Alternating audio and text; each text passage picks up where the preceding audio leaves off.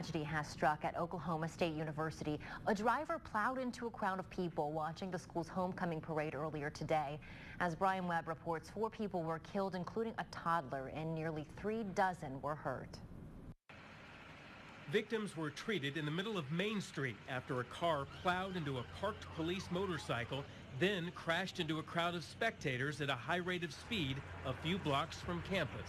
We can kind of hear a little screaming and sound like a vehicle accelerating, and luckily this car hit a big pole. I think would hurt a lot more people. At least 4 people were killed. Dozens more were injured. Some victims were airlifted to hospitals in Tulsa and Oklahoma City.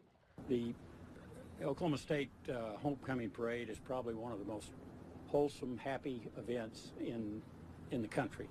And to have it fouled like this and these victims, this terrible tragedy. 25-year-old Stillwater resident Adacia Chambers is in jail, charged with driving under the influence. Authorities don't know if the incident was an accident or intentional. We treat these like we would any homicide investigation.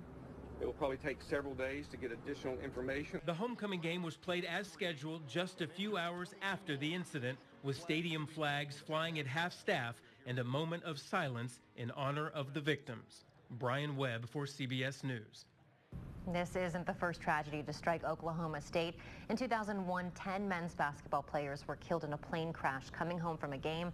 And in 2011, the women's basketball coach and assistant were among 4 killed in a plane crash during a recruiting trip.